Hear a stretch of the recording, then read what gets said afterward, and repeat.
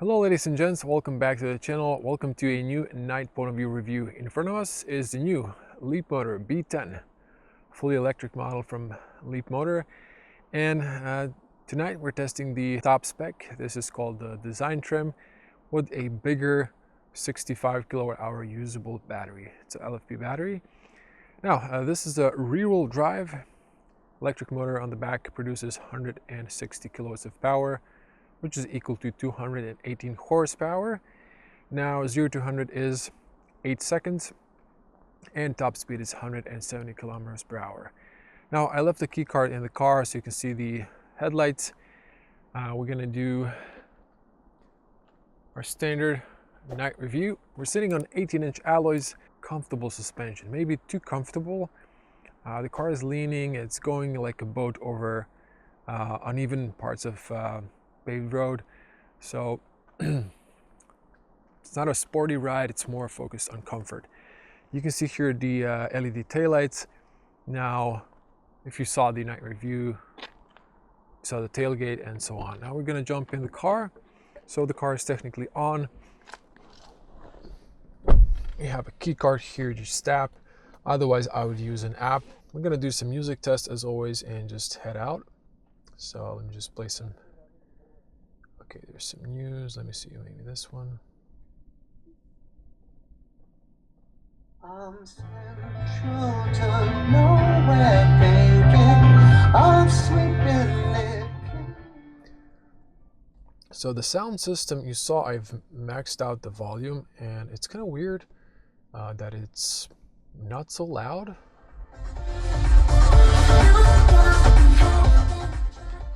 Maybe I was just spoiled by Tesla the latest few days, but otherwise the sound system is pretty okay. It's just lacking that loudness.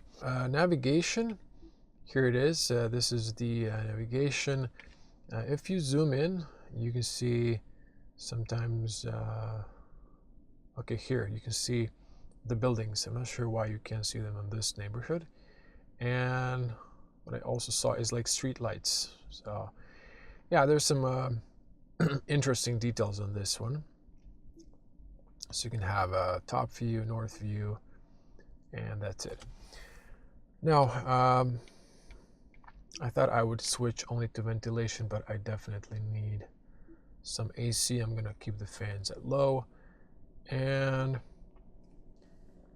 before we head out, let me show you the 360 cameras. So, you know, not the best resolution regarding the colors and so on, but good enough for parking. And anything else before we head out? Okay, consumption. I did reset my consumption. I did show it in the night review. I got below 12 kilowatts on my consumption test. Trip A. So this is a trip that I didn't reset. I got it with the car. Over 1,000 kilometers, 14 kilowatts per 100 kilometers. So that's pretty efficient. Okay, the card is here. I'm putting it to drive, and we are heading out.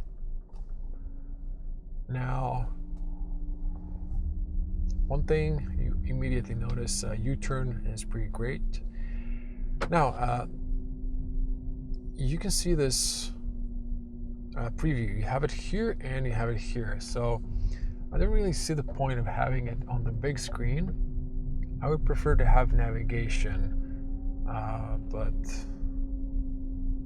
wanted to just show you that that's available.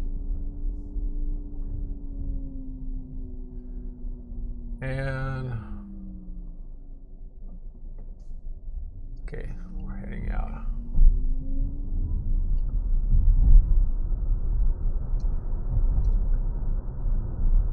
This car has 3 driving modes or car settings, and I'm driving in the comfort. That's the setting that always resets with the car when you lock it and unlock it. Now you also have 2 more settings. There's the fastest one, it's called Sport, and something in between, I forgot the name. So if I tap here and I go to driving, you have comfort, standard, and sport. So they each give you more response on the accelerator pedal, but I'm just gonna keep it in this comfort for now. Now, I've mentioned that the suspension is very comfortable. You saw here some speed bumps. There's road imperfections, and it's mostly soaking it up real nice. But the suspension is a little bit wobbly. It's like a boat, and you know, when you go to the corners fast, you do have the low center of gravity, but the car is just leaning, and it doesn't feel so confident in the bends until you get to know the car, because I think the suspension is a little bit too comfortable. I like comfortable suspensions, but too comfortable is also not the best. Now here's the new ADAS feature. It's this little chimps, maybe not too annoying, but if you want to disable that quickly without going into the ADAS, you can just tap here, say yes, and for the rest of the drive this should be regarding speed limit off. It is still, this one's still on. You need to go to the ADAS and disable it, or remember that each drive. That's the new EU regulations, so they even force the Chinese to put that in their cars, so very annoying. Now I can't see the traffic light at all thanks to this huge plastic around, and yeah. So let me just use this opportunity to go to the ADAS. Now, for some reason, if I put it to park, I can disable the distraction warning.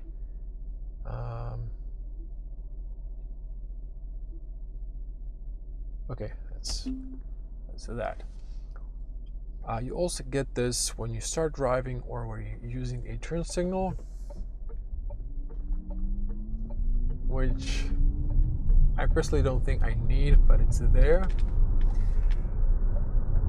Now, this car easily speeds up to the speed limit, and I have to say, in this comfort setting, it's fast enough, but if you go to the sport, it's even more responsive.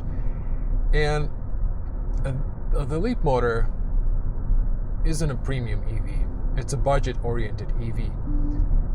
But it is really light, and that's why it's super efficient regarding consumption.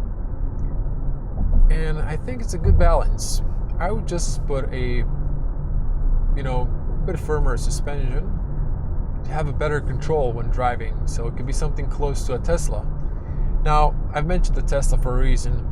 A lot of these buttons here and like speedo here, a lot of small details that are definitely inspired by Tesla, same as this minimalist interior. You get the digital cockpit, which you don't get in a Tesla, but even this visualization is kind of, let's be honest, inspired by Tesla.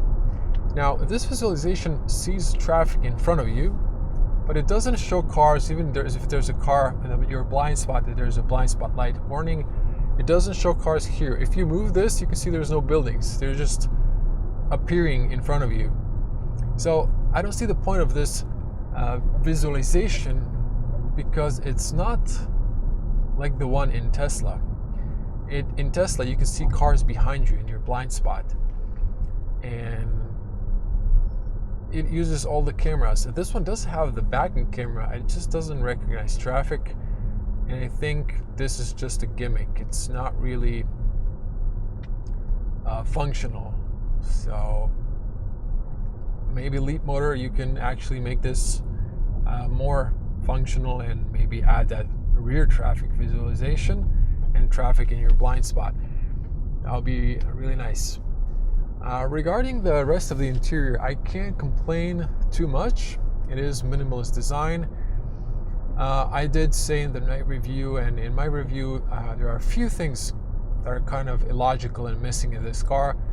One of them is really a bummer. That's the rear wiper. The car should have a rear wiper, mandatory. When it's rainy, you just want to wipe the rear, especially on the hatch.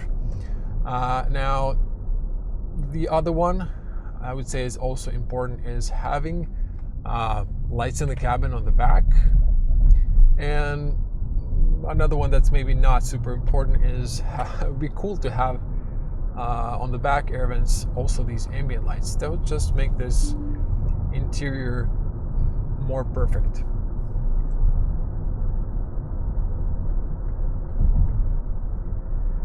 Now, I haven't really played with the brakes here because I'm just using the recuperation. I've kicked it into the strongest setting, and it's strong enough. It's not super light.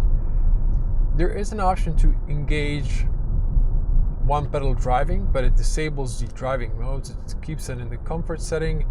If you want to change driving modes, you can't have one pedal driving. I wonder why. Why can't I have both Leapmotor? In Tesla, I do. So, by the way, if you're new to the channel, I'm also a Tesla owner, so that's my benchmark.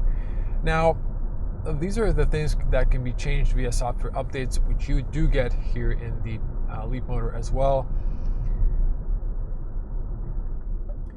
You do have auto hold, which is a nice feature. You can disable or enable creep, and there's plenty of settings, but I would prefer forcing maybe one pedal driving, especially in EVs. But occasionally it's good to use those brakes and burnish any rust buildup. You can see here a big auto hold, so that's that. Now, the navigation looks colorful. I'm not sure if I can zoom in here. I like to have it sometimes a little bit closer, but if I press center, it just pushes it on the side. It's not really in the center, is it? Yeah, you can see traffic and so on, and I really haven't even went into this regarding settings, because it's usually standard settings. I haven't even showed this in the review, apologies, but I just that's something you're gonna explore once you buy the car. Now I'm gonna speed up a little bit here, so yeah, just a little tap. You're over the speed limit. I'm still in the Croatian speed limit tolerance, which is up to 100 kilometers, 10 kilometers plus. I'm gonna pass this yellow light because I was super close to the traffic light, so as recommended in auto school, you should just go through the intersection and pass it in the fastest and safest way.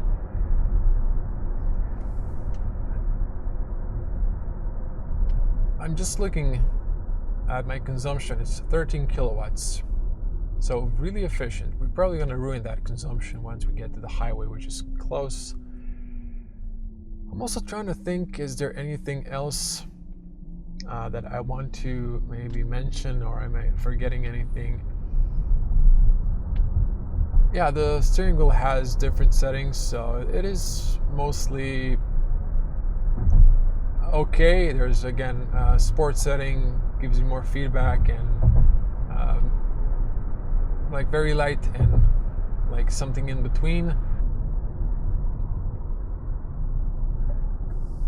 Okay, so we're getting to the highway. So the car is okay, but it is just a little bit of leaning, and again, thanks to that super comfy suspension, I'm getting here really fast into this bend. I don't feel comfortable too much going faster because there's just a lot of leaning. Flooring it now. Again, in just comfort setting. 130, it's flying. 150 and dropping my speed, recuperating.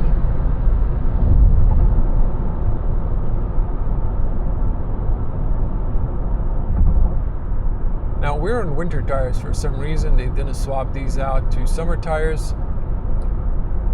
You can see here the auto long beam, nice bright beam. Now it's short, very nice and bright, spread wide. It would be cool if it had matrix, but it doesn't. Now this is about 100 kilometers per hour. Decent soundproof. I can hear a little bit of the tires. If I speed up, 130, this is a smooth patch of asphalt, rough. You can hear the difference. This is where the asphalt becomes rough and it's a bit noisy. This is 130, smooth asphalt, rough. So there's 130 more wind noise, and if I speed up to 150 again, or close, 140, it's just very noisy. Let's see here, driving modes. Standard. You can feel it slightly faster, but if I kick it to sport, if I floor it again from 100,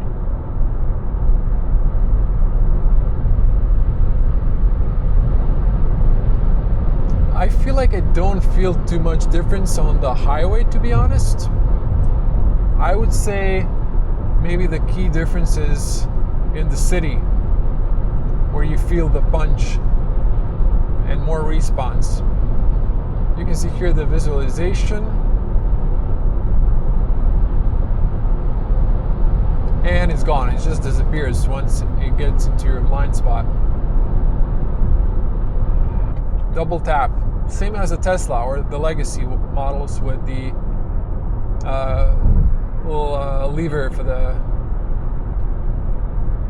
gear selector.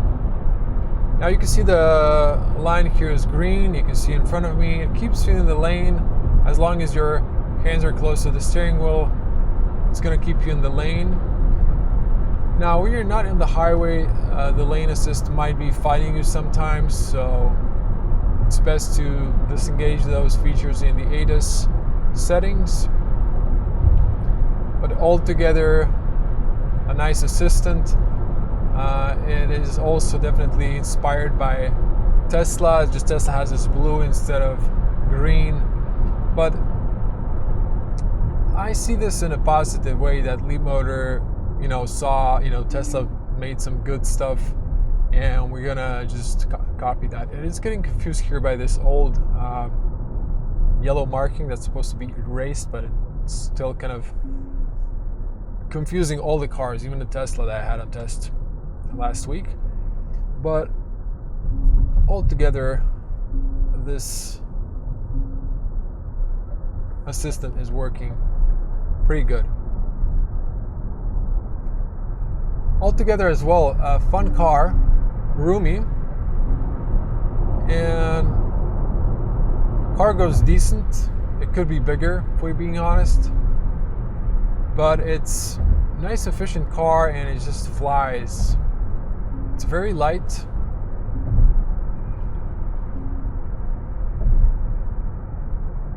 Now you have two batteries to choose from, and there's a 10 kilowatt hour less if you go for the smaller battery, and you have different trims. So if you go for the entry trim, this car is 34,000 euros, but the entry one is 31.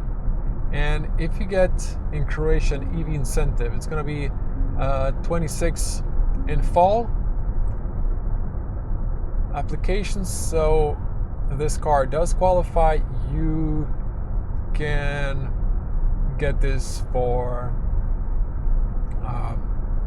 almost 22,000 euros for the entry model. So that's really a bargain, especially if you're like a cab driver. This is ideal car.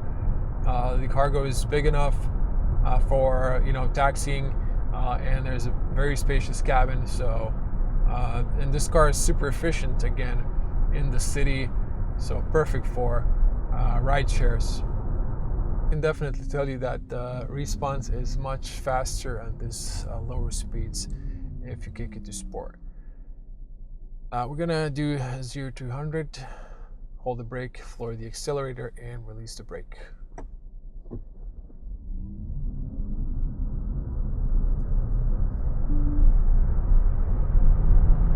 Brake check.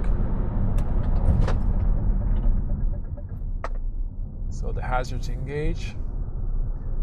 It was decent, enough to give you a headache. Would I buy a Leapmotor? Should you consider it, or should you shortlist it? Well, I would say, consider it and shortlist it. I would go for the entry model or the bigger battery, but just in the entry trim. And I would give it a test and see how it feels. So this is definitely a interesting car to consider.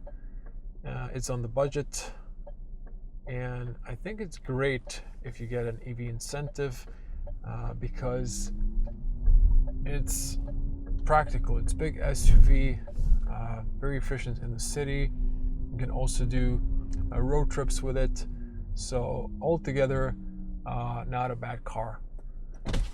Now, Stellantis has partnered up with Leapmotor, and they really don't see it as a competition. They just see it as an expansion to their group. But this is definitely going to be eating some of their sales. But the Chinese are just attacking the European market, so I guess Stellantis didn't want to miss out.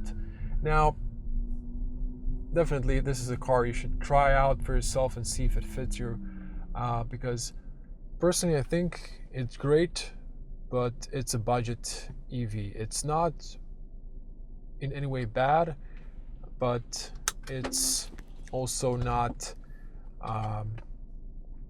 like a Tesla. But it is, for a budget model, very posh, and I don't have too many complaints. I think there are a few details Leapmotor can work on. Regarding the competition from the East, specifically BYD, I think this is just price-wise more competitive. BYD has pushed some new models, but this is still competitive. Now, we are at 51% of battery, 195 kilometers to go. We've passed 160, so you can do the math there. Stay tuned tomorrow for a range test with this car. I'm going to go from Zagreb to Zadar, see if we can cover 300 kilometers. It's a 280 plus kilometer trip, but it's a highway driving between 100 and 130 kilometers per hour. So we're going to see if we can do that in one charge. And I'll also do a charging test. Since I'm going to get out here, I will lock the car. So stay tuned for more content coming your way. I'm just going to do a walk around here before I lock it, so you can see the back end here. So really nice looking car. I definitely would not choose this color personally, but maybe ladies will like this one. So you just tap the card here, but you can also use your mobile phone app as a key. This is just a backup. See you in the next one. Bye.